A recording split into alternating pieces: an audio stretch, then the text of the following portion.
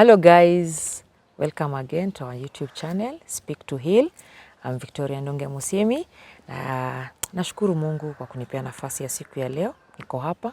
Naona weather ni poa. Naambia Mungu asanti. Na today we have our brother. Atatuambia yeye ni nani na tutamjua zaidi. Na don't forget to like, share and subscribe. Subscribe please. So, welcome to our platform. Thank you so much. You introduce yourself, Great. alafu tuendelee. Karibu. Great. Thank you so much, Victoria, for having me. My name is Michael Njiru. Actually, people call me Pastor Mike. And I'm born again. I love Christ as my personal savior. And basically a lot of things, aside from ministry and being a pastor of teenagers in our church, local church at Life Springs Christian Center, Kikuyu.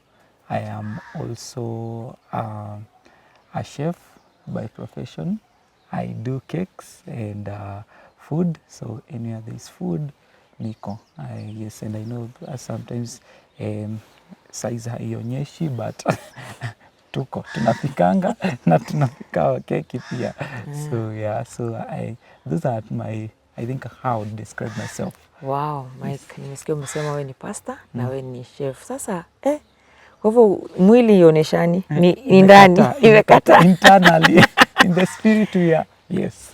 Good. So tell us where you started your salvation. Thank Because I know in a salvation we have so many challenges. So how you overcome the challenges and people outside there they can overcome the challenges. So welcome to them. Great. So I got born again when I was in Form 3.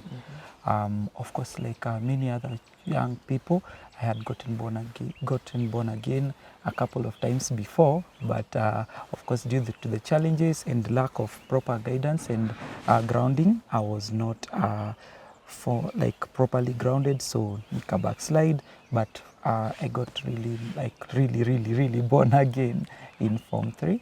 And hapo ndio sasa niliamua sasa now nimekata kiu that I'm going to follow this God. And yeah, and I actually, it was through one of the sessions, if I can remember well, it was a session by one of our pastor's wife, local pastor's wife, Ma'am Periskihu, and she was just doing her normal projects for a course that she was doing in psychology. And so after talking to me with such in such a sitting to just speak to heal, and she asked me, by the after sharing all this, have you given your life to Christ? And I was like, okay, I think I felt now this is the call for me now to really give my life to Christ. And so that's when the turnaround came. And being a young person, born again, it was quite challenging, I can say. Challenges ni mingi zenye nilipitia, of course, such as peer pressure, identity crisis, when you are with your peers and when you're in church, you don't know how to react and how to live kama Mkristo. But nilizi overcome zote, kujiuliza maswali mingi, kuokoka ni kumaanisha nini, kutaka kujua just basically how can I grow as a young believer and trying to influence others also to just my way of yani kuokoka. But all the same, I overcame the challenges, and I think one of the things that I usually give thanks to God for is personally I give testimony that Mungu aliniokoa nikiwa mchanga, na nashukuru sana kwa sababu I look at many young peers wenye tulikuwa na wao back then, and I see my life it took a different turn, na nashukuru Mungu. Yani tu ni kunifunika, alinifunika, cause and not so that I may brag, as actually Paul would write and say that nisijiringe juu ya kitu yote, but naangalia naona kama angenifunika tu na vitu hizo zote zenye challenges zenye tunapitia kama mavijana and that I was facing as a young person, I think singekuwa hapa. So I think that is actually where my story really began, apart from just me beginning, and actually I've been brought up in church all throughout, and I started serving in church when I was really young. I think I started going to Kesha as young as a way back that naweza kumbuka kama class 6 if I'm not wrong. So nilianza kwenda Kesha hiyo time, and I'm really grateful for my parents. Actually, they allowed me to serve in church as young as I was. I know at that age wazazi wanakuwa like, unaenda wapi? Kesha aje, wewe ni mtoto hata ujijui, what are you going to do? But my parents really allowed me, and even if wao wenyewe hawakuwa wanaenda hizo kesha, actually zilikuwa kesha za praise and worship. I'm a praise and worshipper, and so they allowed me to just attend the worship practices at our church back then, Redeemed Gospel Church. And so nilikuwa natokea. I remember even my dad, namaliza kukula usiku Friday, naoga, and my dad ananipeleka, ananidrop, afu anarudi home. And I think that was quite something for me, and I really appreciate my dad for that. Wow. Well, at least ukipata parents wenye wana support kwa ministry kuserve God, una feel you have a father figure, because your dad kama angekataa seme hapana wendi ka nyumbani angekuvunja, because God anatukuanga kitu prepare mapema. So God alikuwa anakuprepare mapema, you'll be somebody in my ministry, you will serve me differently. Si kama the other peer, unaona, so the identity, God knew your identity. True. Sini kweli? So I want you to tell us about something yenye una feel. Hujaiambia mtu una feel it as a challenge in you. Una feel hiyo kitu ingekublock. Mali umefika sahi ingekublock, but how to uli overcome? Okay.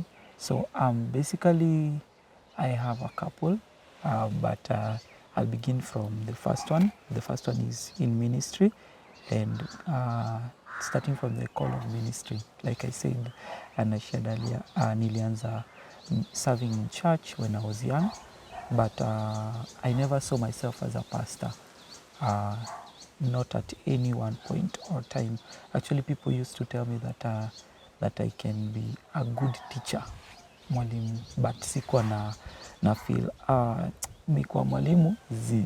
So but fast forward, I finished high school, enrolled into hospitality course. Ninasoma kupika nini, and nikafundishwa, nikasoma sat yangu, nikasoma dip yangu ya kupika, and I got a job at a hotel in town, actually Nairobi, and I served there for quite some time, for years, until this time when I sort of now began. I love cooking. I love anything with just kitchen. Maybe kitchen is my place.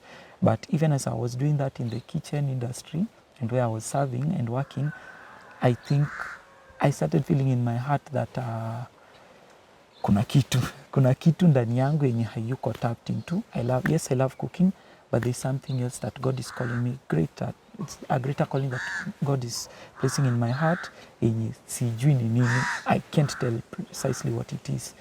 And so with that, mashida zikaanza kwa rise kwa kazi. I think I usually think back na nafikiria huyo ni Mungu Jona kinimeza.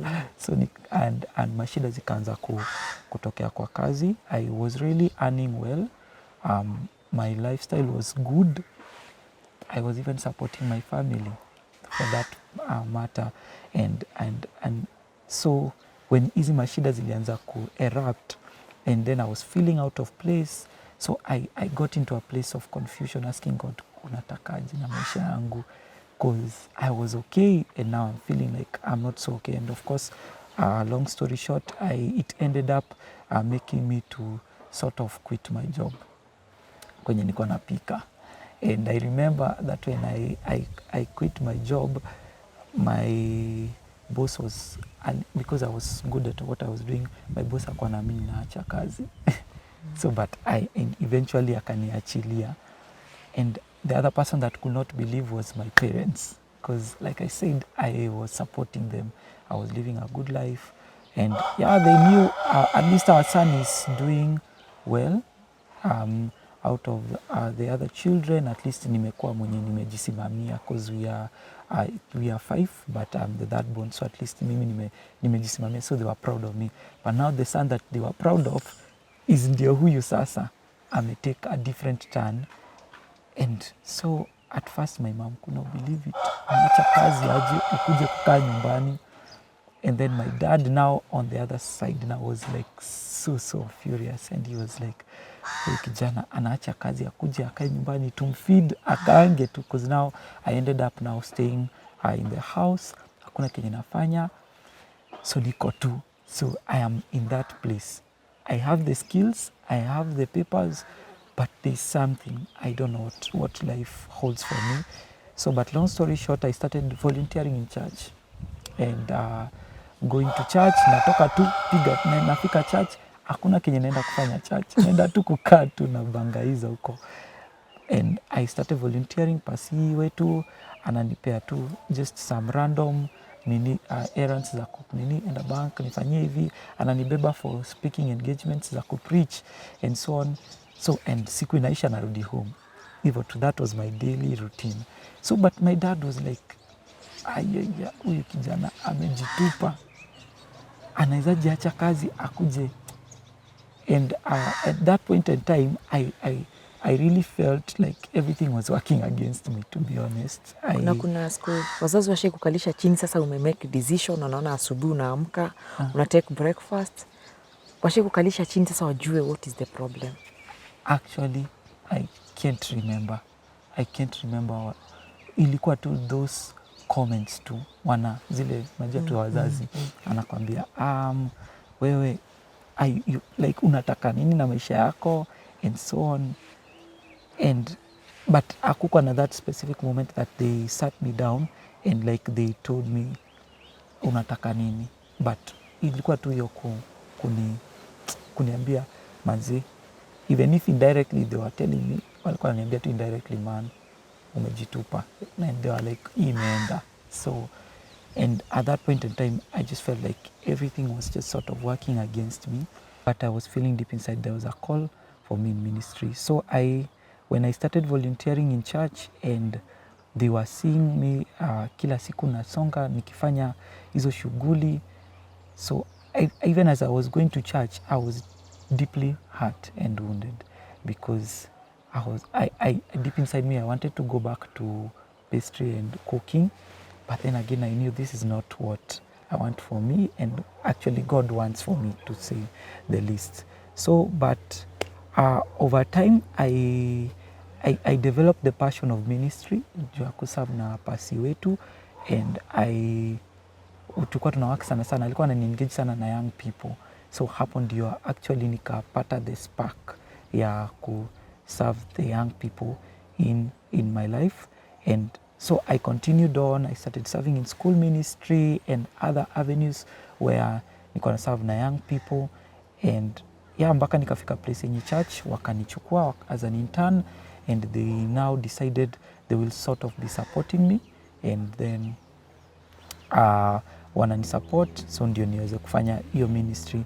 But then remember still bado ninakaa na wazazi wangu, and so bado wanashanga what is this.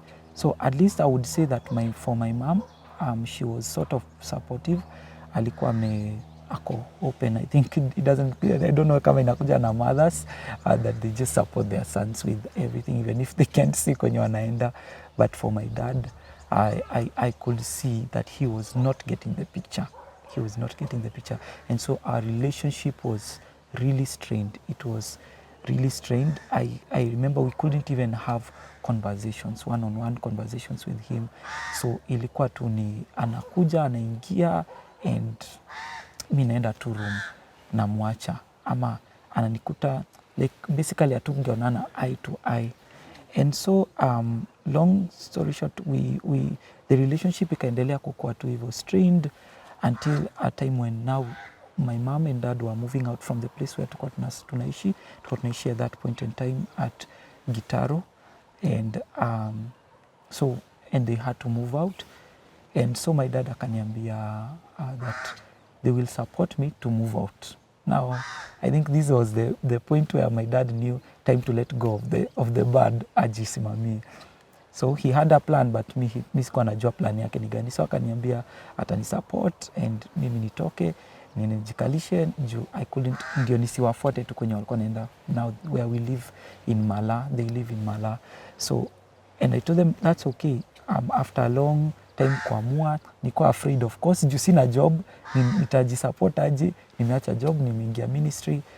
But I told my dad, okay, it's okay. And so he promised to take care of me 3 months. But going ahead, the 3 months, nika move in, akanilipia, nikapata nyumba, and I was so excited. Now I'm going to stay alone, and so on. And my dad even came, akanisaidia to move out. So at least I was feeling like my relationship with my dad is sort of being restored. But won to me. So after nime move out, and nimeanza kukaa, the first month, I remember end month ninapigia my dad and I'm like, hi dad, I think nini rent inaitishwa. And there was a statement my dad made that really broke and crushed my heart. And so he I can't remember clearly aliniambia ni, but nakumbuka aliniambia kitu kama mimi siwezi lipa nyumba mbili, siwezi shughulikia nyumba mbili. And actually sort of like when ni mwanaume jitegemee. I can't support 2 houses, and you can't be going to volunteer in church and working in church and expect me to support you. Wewe jipange. And I was like, I thought that unajua niko church. I thought like I really felt like he could have supported me with me being in church. But of course, being who he was, akaniambia hata ni support. And so I was so crushed. I really felt bad at that point in time. I remember I cried actually that day. Mwanaume kulia, you know, it's unheard of, but I cried at that point in time because I really felt forsaken. I don't know. I think I held my dad in high regard, that atanishikilia in that journey, but in that whole journey of ministry and me setting myself up for ministry, I felt like hakuwa ananisupport. Like if alikuwa anaona ni kama he would have wished something else for me. So of course my mom was supportive, but there was not much that she could do. Long story short, nikapata nini internship church, nikaanza kuwa supported, so nikaanza kujilipia, so nikakuwa like sort of a volunteer in church. And so I was serving in church, and I'm doing my best. I'm excelling in ministry and doing teams ministry and the rest. But deep inside my heart, there is that thing of my relationship with my family. You know, those dreams that you usually have as a child, that I would like to change the lifestyle of my family. Now I felt like sort of this was crushed when I got into ministry, and now my dad, the rift between me and my dad ilikuwa ina make things worse. But I feel ama manzi sikuwa nafaa kukua kwa ministry. Okay, Malineza. Okay, unajua ulianza kuwa support. Yeah.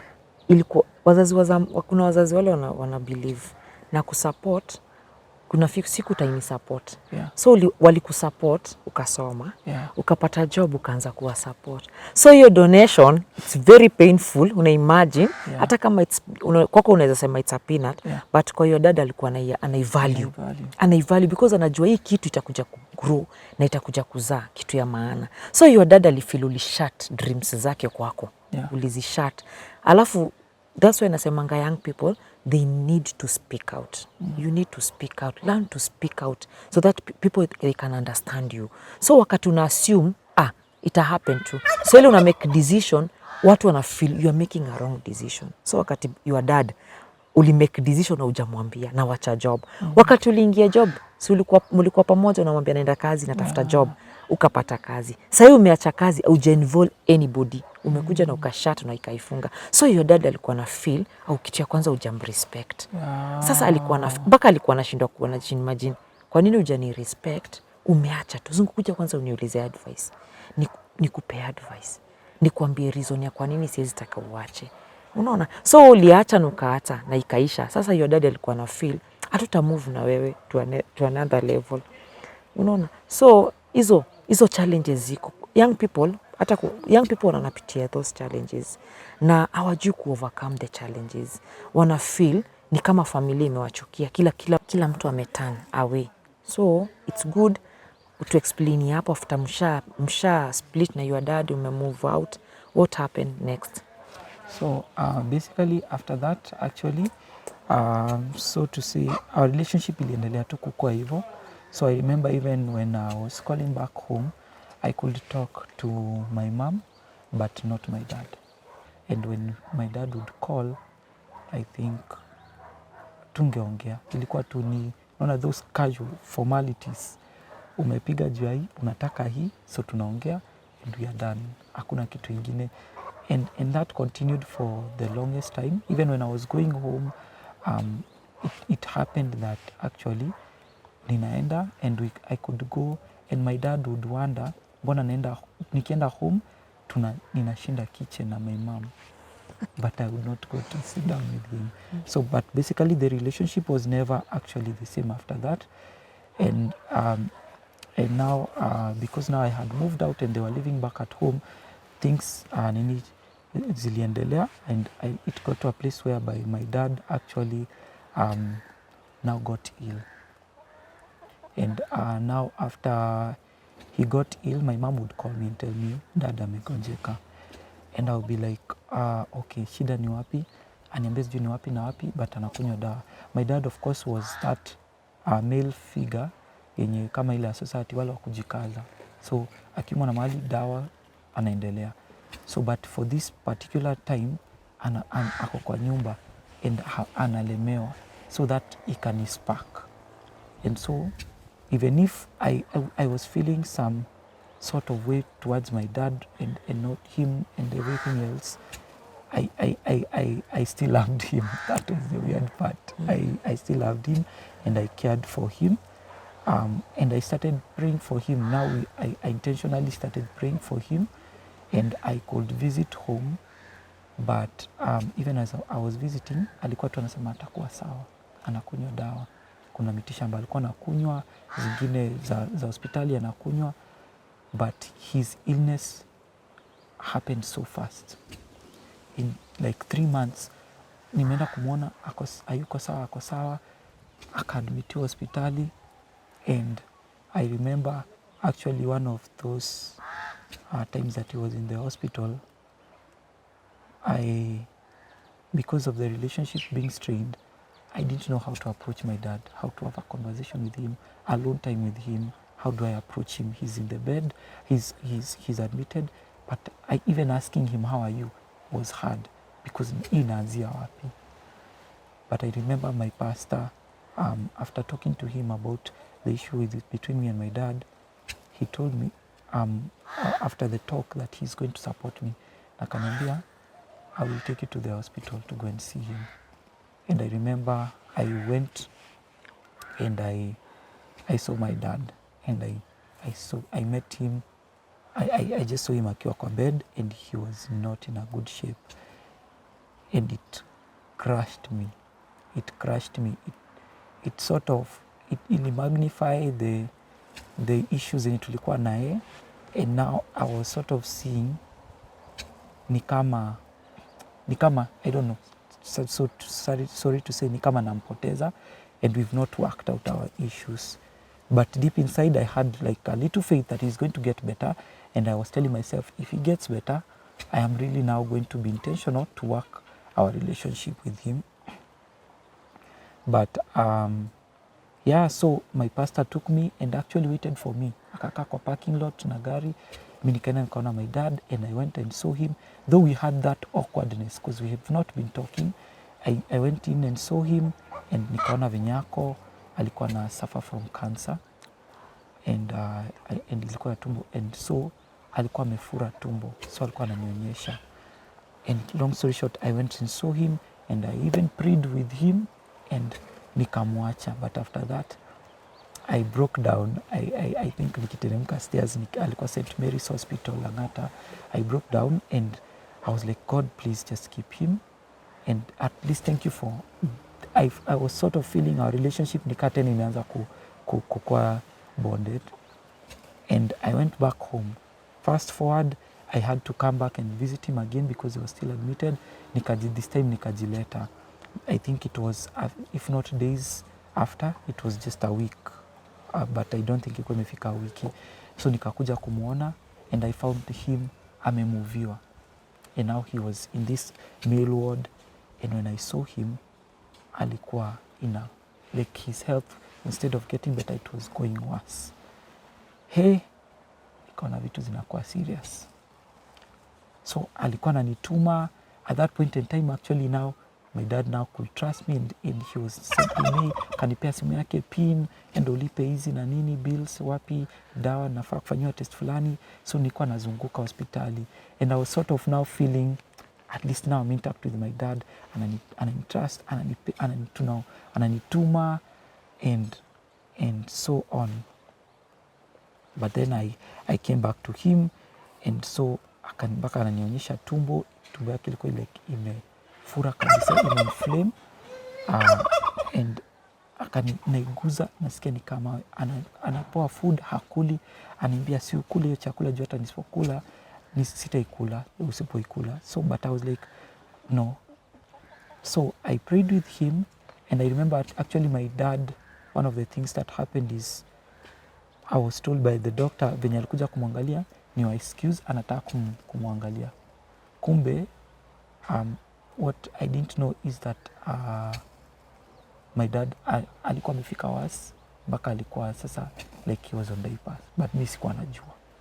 So doctor akaniambia nataka kumwangalia nini in privacy.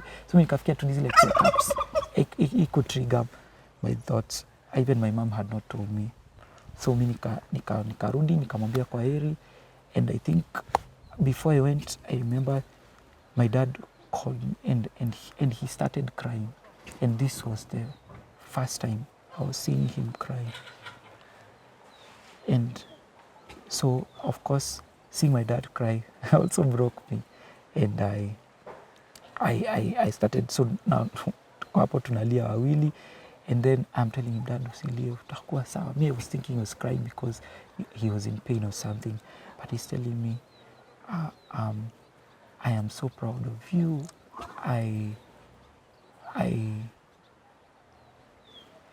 Okay. So I am so proud of you, and actually, I am proud that I have you as my son. And if I was not to spend a minute with you, najua vitu ziko sawa. Wow. Naweza uko awareness ndio naweza kuachia everything. And it was hard. At that point in time, I was feeling like I'm losing him, but I was not. Denial, stage of denial, yes. So I was like, no, mbona unasema vitu kama hizi? And then again inanipeleka like flashback, the way we've been having a strained relationship with him. So I'm wondering, I wish you can just stay a bit so that we can heal these things and work things together out. But yeah, it didn't quite work out. And so after that, akanibariki, pronounced blessings upon me, and he held my hands. And actually after that, akaniambia ni sawa, enda nyumbani. And he allowed me to go home. So deep inside my heart, I was happy that he didn't die in my hands and while I was watching. But then as I was walking, I was afraid. Nitafika nipigiwe simu. So, but that day passed, the next day passed. I think I went on Friday, on Saturday passed, Sunday, and then on Monday, when I was planning to go back and see him again, I received a call from my mom. I think it was no, actually it was not my mom. I remember my pastor was the one who told me that he wanted to see me, and he told me I went to see him. And of course in my mind I knew that maybe even as I'm going to my pastor, I think he's coming to break the news to me. And I was afraid. I was afraid. But I told myself, wacha kujijazia. Unaona ile denial, wacha kujijazia. So I went and I met my pastor. And when I met my pastor, he told me, I have some good news and some bad news. So he asked me, which one do you want to start with? Of course, I said, I want to start with the bad news. And so my pastor told me, now the sad news is your dad was diagnosed with cancer. Because when I left him in the hospital, hatukuwa tunajua quite clearly what it was. So he was diagnosed with cancer, and sijui ni ya wapi kwa tumbo, and so on. Imemkula kabisa. And the good news is he was discharged.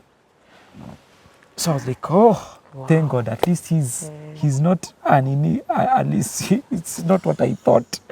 But now I'm wondering, mbona ameachiliwa? So now again I'm like, if he has cancer na ako stage ya mwisho, mbona ameachiliwa? Si doctor anafaa kuwa akishughulikiwa? Maswali unajua inakuanga mingi. Exactly. So I'm having those thoughts and questions, and some of them ninauliza my pastor, some of them are in my mind. So then my pastor is like, ako home kwa sababu there's no much the doctors could do. And that was like, wow. So the thought was like, so ameachiliwa akakufie kwa nyumba, or what are you trying to tell me? So that took a toll on me. I really felt bad. I really felt so bad. Remember, I'm in ministry. I'm serving God. I'm questioning God. Nimekuwa nikikutumikia. The little things I'm asking you to do, you cannot do for me, yani. And umeniachilia yani. And now, I was feeling my dad ameniachilia. Now I'm feeling God the Father. The Father ameniachilia. Ameniachilia. And so with that sort of bitterness, I remember I didn't get time kwenda kumuona immediately my dad at home. So I called my mom. Akaniambia, umeambiwa news. So hapo ndio tuko home, even ndio kuko. So now, of course, now my mom now told me everything, that even my dad ako on diapers and everything. It's just bad. And hawezi kufanya kitu, anataniwa and so on. So he's like totally bedridden. So, and I had planned to actually go home. But fast forward, before I go home, boom, my aunt calls me. I was hanging out with my friends, and because they have been sort of the community that supported me even up to now, walikuwa tumeenda kuswim, and we had gone for an engagement. And so my dad is at home. I'm hanging out with my friends. I'm planning to go see my dad. But now as I'm with my friends, I'm called with my aunt. And then who is calling me? Through my mom's phone. So I'm like, Aje sasa. Ni sauti ni ya fact, watu hujiuza na unashikanisha 1 + 1 2. Because your aunt ana simu yake. Exactly. Ana namba yako. Exactly. Sasa unaanza kuwa tena unakuweka kwa thought. Na tena inakuanga temptation because unaanza kufitata kujudge. Ameenda sasa nini? Nilikuwa najaribu kujijazia all manner of things. I was like, now hii si kama zile zingine ziliati. Ilikuwa inaenda afu inarudi na kuwa positive. This is gone. Because my aunt calling me through my mom's phone. And then my aunt is telling me, hey, kuja home, huku si kuzuri. Niko like, ni nini? We kuja huku si kuzuri. I'm like, we niambie tu mara moja, nijue. So of course, I am walking. Actually, nilikuwa tuko swimming, but mi sikuwa na swim. So na walk away from the swimming pool. My friends were swimming and they are wondering, wanaona niko disturbed as I'm walking with the phone. So they knew something is up. So wanatoka kwa maji mbio, wananifuata. Mike, ni nini? Nasikia voices from the background, but ninauliza, niambie ni nini? So and I got out of the nini, and nikitoka, I just got to a place and I knelt down, and I was now weeping and asking my aunt, niambie. Anambia, pana, wewe wacha kujijazia mambo, we kuja. But I knew this imeenda. Or if not, anaenda saa hizo. Wow. So, and then I am thinking I'm in Kikuyu. It's so far away from Mala. Even if I was to get a chopper, which is impossible, sitamkuta. So I am feeling so crushed. And I remember at that point in time, I called my pastor, who has been my mentor and working with me closely. I told him, I need to go home. I don't know how to go. I don't know what is happening. I just need to go home. Can you send me money like 2K? I need to get an Uber. Niende tu home. I need to get there fast. My pastor is like, okay, angalia ni ngapi nikutumie. Then after that, then my pastor calls me and asks me, change of plans, usitishe Uber.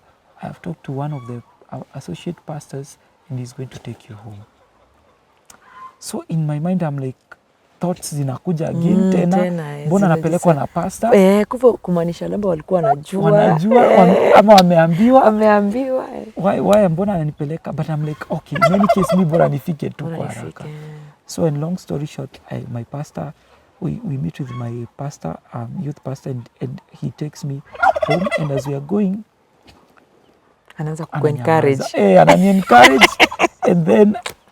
and then tunafika place wakiwa na wife yake ananiambia, now there's something we have to tell you. Wow. Wanapark kando. And I'm like, no, don't tell me. Don't tell me.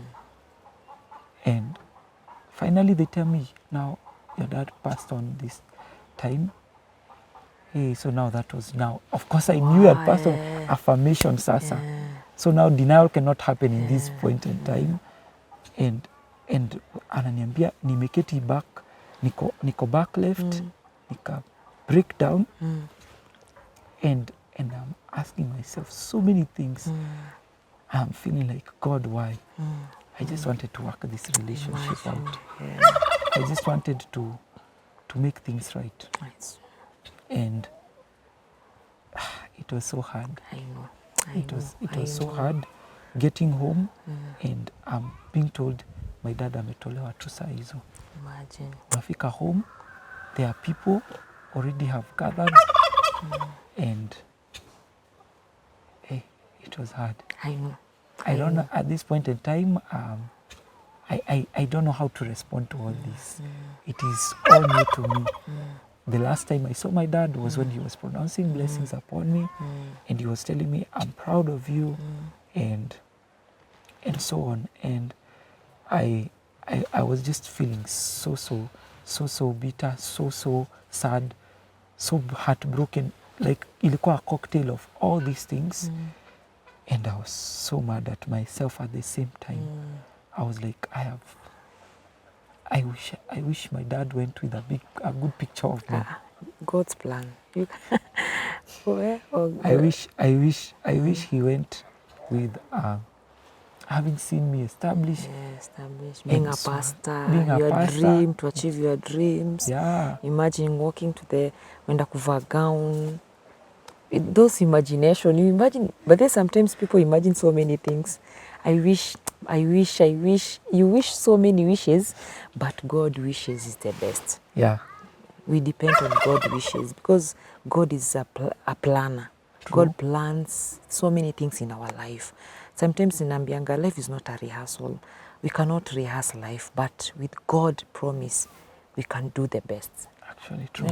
True. So, even parents, sometimes we can lose parents when you don't have that relationship, strong relationship, you feel you are crushed. Yeah. Una feel you are losing everything, but God alikuwa na play the role, and the moment yenye you and your dad muli connect na akakupea the blessings, because God alikuwa anajua hata kama mko apart, one day your dad will bless you. Unashika. So God hawezi kubless kama your dad haja kubless. So alikuwa expect, alikuwa anangojea that time ifike, the moment. In fact, God, you play a role kubwa sana kwa life yetu. You build a moment. Your dad akakuita, akakwambia, akakupatia blessings, akakuongelesha. Ulifilaje kwa hiyo moment hiyo kwanza akikupea blessings? Actually, I think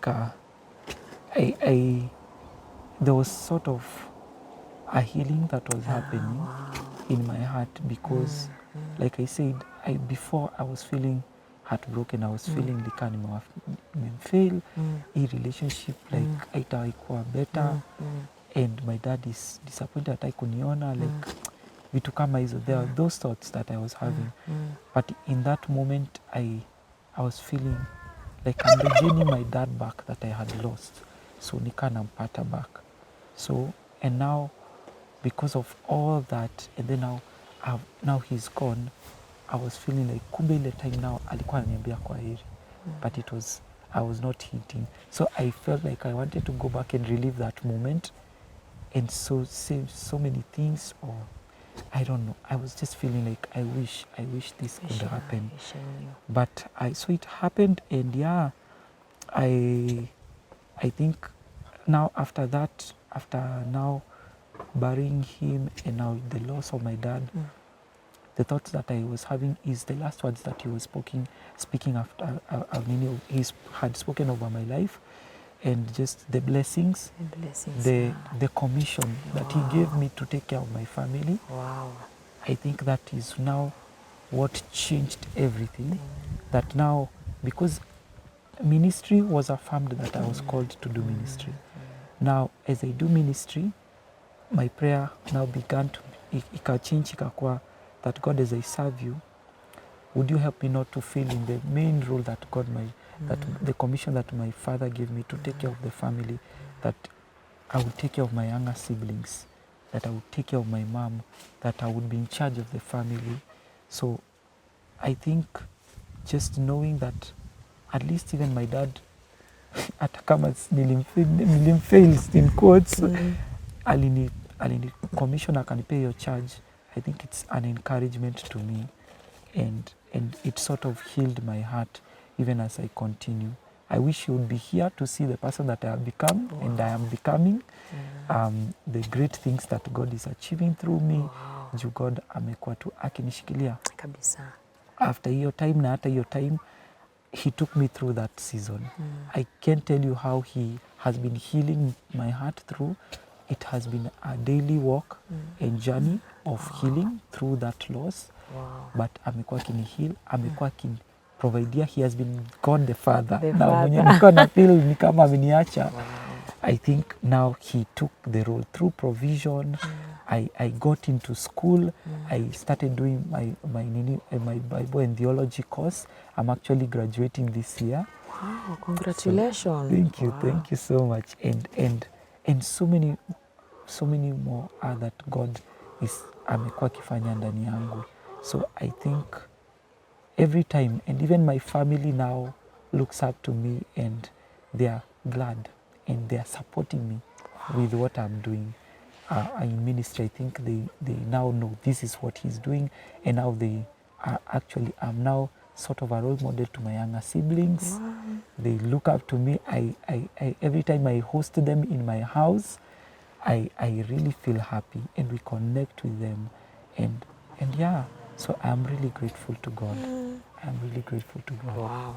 At least young people outside there, at least will make the relationship their parents, because our time haiko in our side. So wakati uli feel you have to connect with your dad, na God akamchukua.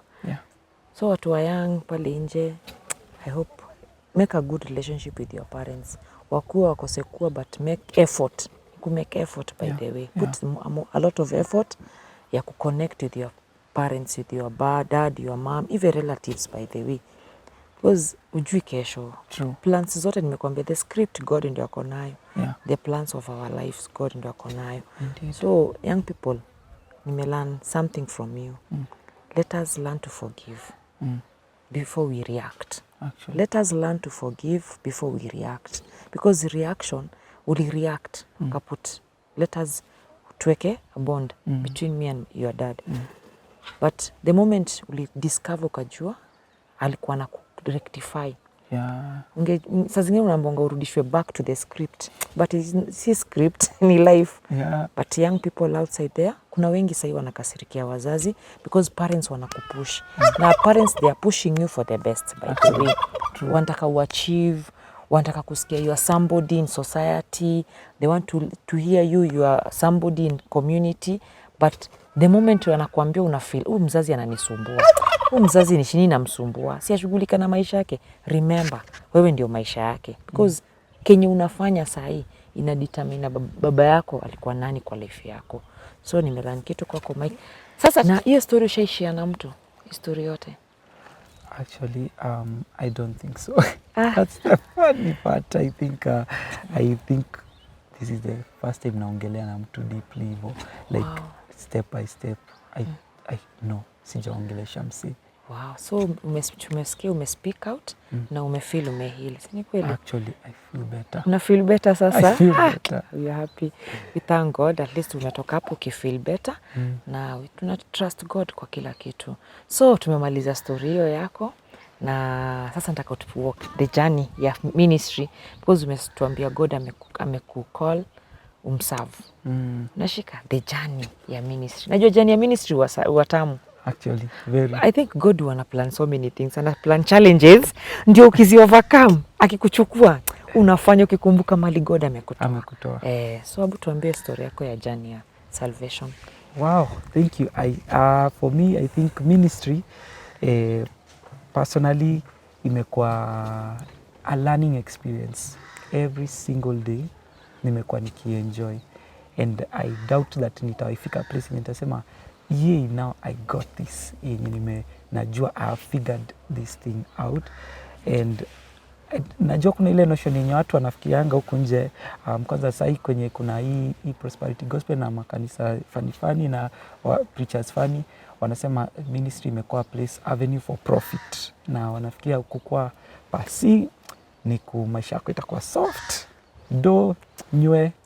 So but I think for me it has not really been the case in terms of that, but I think a few things zenye naweza highlight in my journey of ministry is first of all the success stories, kuona tu lives za young people zikichange, because mimi na work na young people na to be specific teenagers na sana pia youths, so kutembea na wao in high schools, ku serve na wao in church, having different programs, getting to just have, because I think young people what we are looking for is someone that we can identify with, mtu mwenye tunaweza kukua open na yeye, because I think most of the time society inakuwa kupoint, but if you can get some place where you can be comfortable at home, then young people wanakutrust, and I think that's what I've been able to do with the young people around me in our church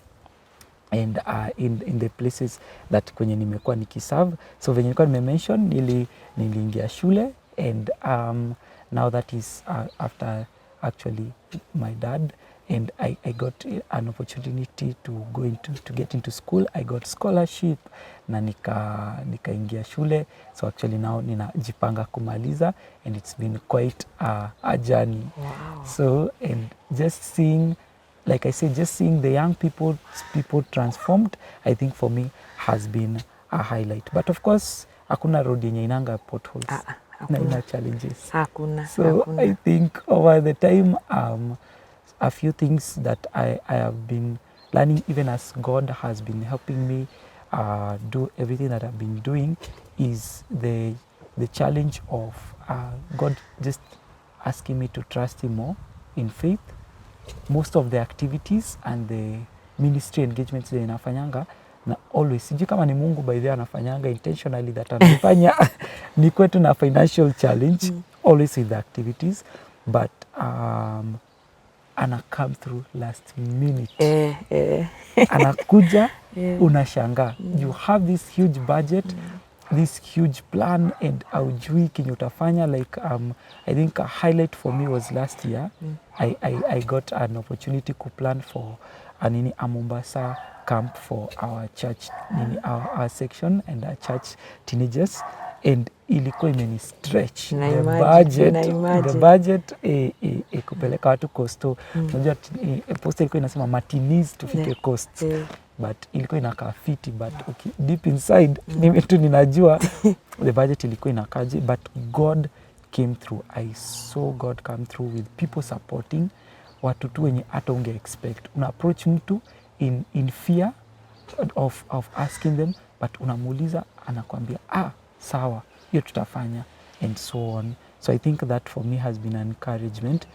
The other challenge is seeing some of the young people that I have worked with wakipotea.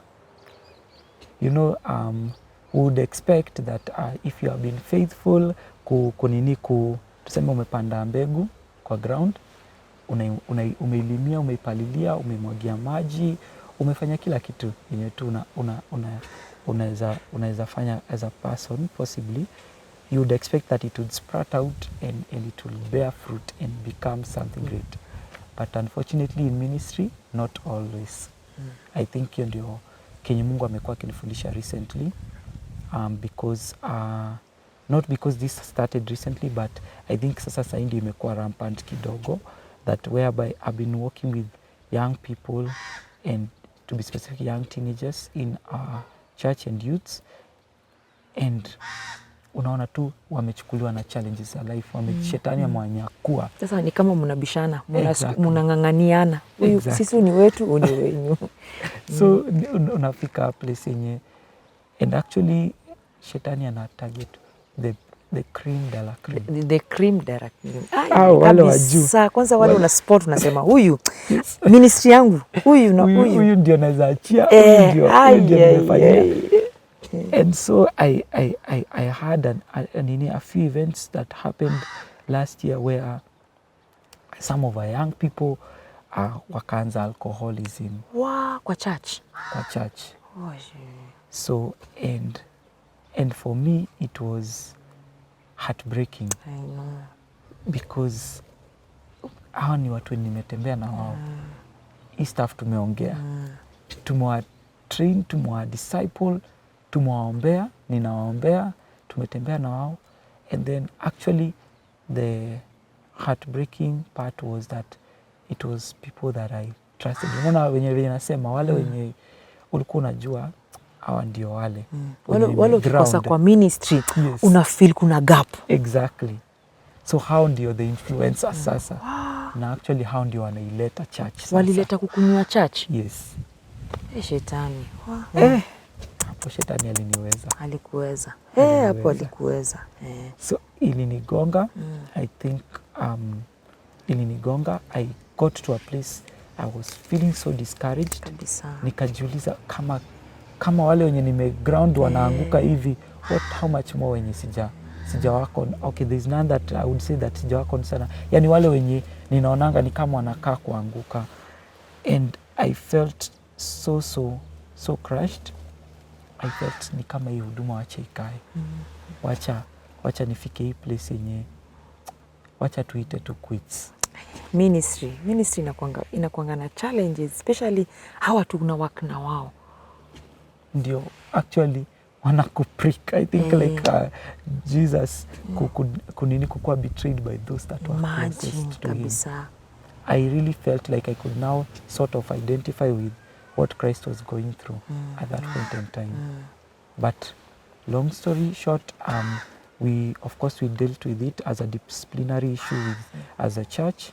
I am really grateful to God, because I think one of the things that I'm grateful to God for my life ni, like I said, I have someone mwenye tunatembea naye, and pasi wangu amekuwa very supportive, because kama hiyo incidents when it happened, I can imagine what if I would have been serving in another church, what would be happening to me, because ningeenda nyumbani, ningeambiwa tu pack vitu zako uende, but amekuwa supportive and akanifunika, because nakwambia wazazi wameinuka na waliinuka juu ya hiyo issue.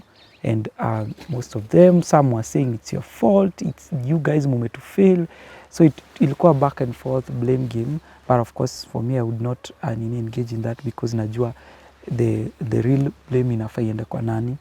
So so I think maybe even as I sum up my whole story of my life and ministry, I think I would say a few things. That of course number one ni that in life tunahitaji mtu tu wa kutembea na wewe, tunahitaji mtu mwenye atakusupport, mtu mwenye ataomba na wewe, akushike mkono. And I think that's what in my life I am so grateful to God for, that I have gotten through my healing journey with the loss of my dad, ministries, challenges na success na vitu zote, kupata counsel on how to do things. I have someone, my pastor, aside from my pastor, my friends have also been supportive. I have a community just basically when you wanani support, and maybe that would be my my challenge to any maybe of our young listeners that is listening, that they can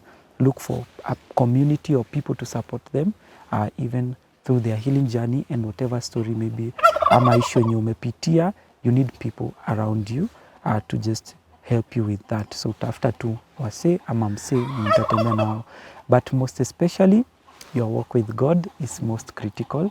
I think for me pia imenisaidia, like I said, kama singekuwa niliokoka form 3 sijui ningekuwa wapi. So God ndiye tu amekuwa akinishikilia, akinifunika. Just walking with him, he has been my closest friend in my house as I'm walking, as I'm in the mat, talking to him, sharing things with God. He has been counseling me, ordering my steps. So your relationship with God also will be a great player in how you will be able to heal through the many stories zenye tunapitia na challenges in life, and even as you serve, kama when young person when you serve in ministry, na kama ujaanza, I dare you to, because there's no regrets with serving God when you are young. So I think those would be my 2 closing remarks. Wow. Young people, remember to serve God in the ministry. Hata hapa nje si lazima kwa ministry, but you serve God. Na hakuna kitu mzuri kama kutrust God. Mike alitrust God. Na kama hakungekuwa na trust God, I think angekuwa na so many challenges, ingekuwa mountain. But kwa sababu alikuwa na trust God, we thank God. Ametembea naye kwa hiyo journey ya salvation, ametembea kwa yeye journey ya life, journey ya life yake yote. So we thank God, Mike, kutuambia story yako, na tunafurahi umetuambia umeheal. So young people, remember, tuombeni. Maombi ni kitu ya maana sana. Make a good relationship with your parents and a strong relationship with God. Good relationship with your parents, strong relationship with God. Hakuna kitu God atakukatalia. Na God ndio ametufikisha mahali tuko sahi. Now we thank God. So karibu tena. Thank you so much. Na tutakuvisit by the way, tutaplan tukuvisit uko mali unakuanga. Na siku ile unakuwa pastor graduation, utreated, tutabring a present because tumewalk na wewe a journey of salvation, journey of your life, na we thank God. Wase, tuko hapa kama kawaida, tunashukuru. Sisi tunashukuru kila wakati. Tunaambia God ndio master plan wa hii life yetu. Na we thank God. Hata wakati tunaangalia juu, we glorify God. Don't forget to like, share and subscribe. Subscribe. Wase subscribe. Hii channel yetu iende mbali. Watu wana view, tuko na almost 3,000 viewers. Tuko na 1,000, 2,000, ukicount wote ni almost 3,000 viewers, but tunataka tena msubscribe. Subscribe. Na God bless you for listening to us. God bless you.